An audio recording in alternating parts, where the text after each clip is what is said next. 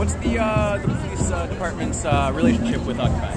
It's been very positive. Back in October, I was Captain Cunha was made the point person by Chief Mayor for Occupy, and since that time, I've met with Occupy more than one occasion, and met with your council, and we've been very pleased with the relationship we've had. Even during a difficult period in October, when we had to clear the park curfew, the folks from Occupy, stood by their principles, but were peaceful. They did not resist. They were cooperative, and they're fighting their battle in court.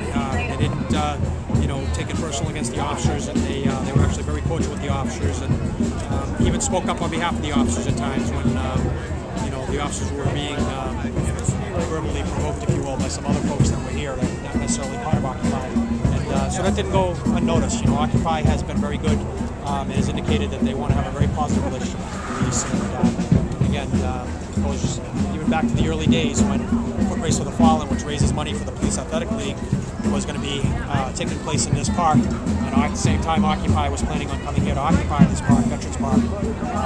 Occupy, of its own volition, elected to go to Victory Park, so as not to interfere with this fundraiser for PAL, which raises money for kids to participate in sports programs that may not be able to afford it. So that was the first gesture that gave us a very good reading on how our relationship with Occupy was going to be, because Occupy didn't have to do that, and it could have became contentious.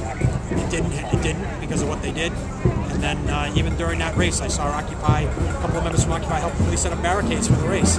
They were inviting officers to come over to get a hot cup of coffee and things. So it's been very positive. That's what we want going forward, and we're going to do our best. Obviously, we have our rules and ordinance to enforce, and we're going to do that.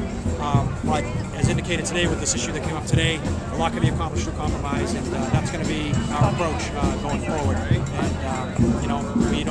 There's nothing that I've seen that leads me to believe that Occupy is going to take Occupy New Hampshire is going to take a change in their position. And again, as long as people can talk, a lot can get accomplished. So